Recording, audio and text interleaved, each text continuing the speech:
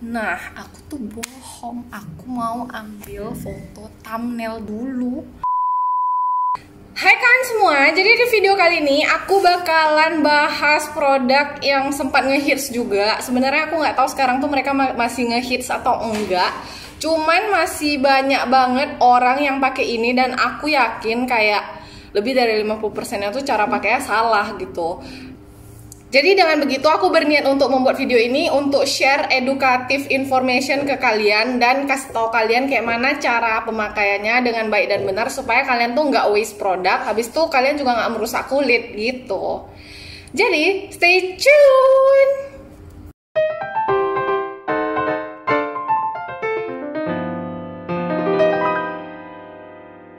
Ya, jadi produknya tuh ini adalah The Ordinary Peeling Solution yang ada AHA 30% dan BHA 2%. Dimana ini adalah chemical exfoliants yang diklaim sebagai peeling solution. Jadi dia kayak masker gitu ya guys. Dan dari sananya sendiri instruksinya itu sangat-sangat clear kalau misalnya dipakai seminggu sekali saja. Nah, jadi dengan begitu kalau misalnya kalian pakai ini 2 atau 3 kali seminggu itu tuh udah bahaya banget ya. Kenapa? Karena ini mengandung AHA 30%, dimana AHA tuh sebenarnya untuk over the counter product cuma boleh 7% sampai 10% doang. Jadi kalian bisa bandingkan kayak se-strong apa produk ini ya. Bahkan beberapa orang tuh nggak tahan sampai harus pakainya tuh kayak 2 minggu sekali gitu, bukan 1 minggu sekali lagi. Jadi kalau misalnya kamu pakai berkali-kali selama seminggu itu tuh bahaya banget buat kulit. Kenapa? Karena dia bisa ngeringin dan bikin kulit kita tuh jadi over exfoliated gitu. Jadi sekarang aku udah ikat rambut dan meskipun aku nggak pakai makeup, aku bakalan cleanse dulu muka aku pakai micellar water kesukaan aku. Au, oke.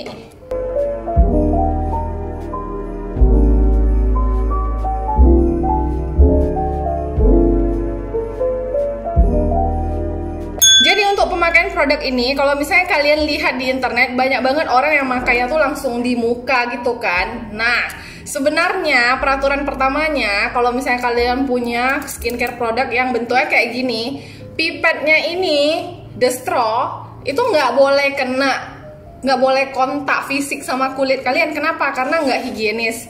Kalian bayangkan pipet kayak gini, terus kalian kenain ke muka, terus kalian masukin lagi ke dalam. Jadi kayak itu mempercepat pertumbuhan bakteri di dalam produknya sendiri. Jadi sebenarnya yang perlu kita lakukan adalah letakin di tangan kayak gini, kayak 1, 2, 3. Habis itu kalian gosok-gosok, terus langsung pakein deh. Sebenarnya kalian tuh nggak perlu pakai sampai yang kayak banyak banget, karena emang nggak seharusnya semerah darah gitu loh. Itu tuh kan cuma tren doang kayak supaya keren kan. Dan kalian lihat tadi 3 tetes tuh udah cukup untuk mengcover bagian bawah dari bawah mata ke dagu secara tipis, dan sebenarnya itu doang tuh udah cukup. Jadi kalian nggak perlu pakai sampai merah-merah gitu. Kenapa? Karena produknya itu udah se-strong itu, kamu nggak usah pakai tebel-tebel. Kamu pakai tebel dan tipis tuh sama aja, wasting produk gitu kan. Nah sekarang di dahi aku tuh belum kena, jadi aku bakalan kasih 1 tetes doang. Dah. Oke.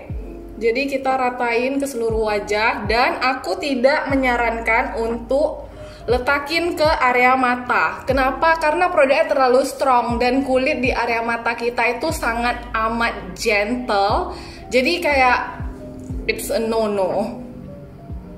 Aku nggak tahu kelihatan atau enggak di kamera, cuman di real life ini muka aku kelihatan agak lebih merah, lebih pinkish dari biasanya, dan ya itu aja udah cukup kok untuk kita pakai masker ini. Nah sekarang instruksi selanjutnya adalah kalian tinggalin peeling solution ini nggak boleh lebih dari 10 menit di muka kalian. Nah jadi sekarang itu jam 12.36.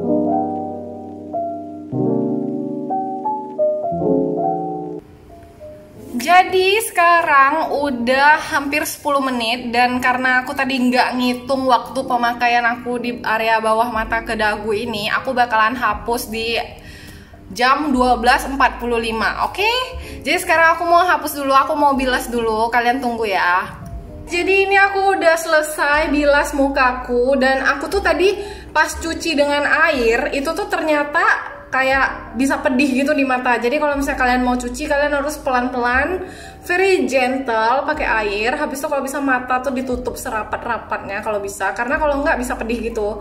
Dan aku juga punya kondisi bibir semacam lip eczema gitu. Pas tadi nyuci aja, air bekas peeling solutionnya tuh kena bibir tuh kayak pedih-pedih gitu. Nah, konklusinya sekarang menurut aku, apakah produk ini bagus? Produk ini bagus, kayak nggak perlu diragukan lagi, karena AHA dan BHA tuh emang bagus guys. Tapi apakah produk ini safe for everyone? Of course not. Kenapa? Karena AHA tuh yang boleh di over the counter products tuh cuma 7% atau 10% guys. Dan itu pun pas kamu pakai kadang bisa perih gitu karena keseringan. Gimana kalau ini 30% gitu. Jadi ini sangat tidak aku anjurkan untuk kawan-kawan yang punya kulit sensitif, habis itu yang punya skin condition kayak eczema, rosacea.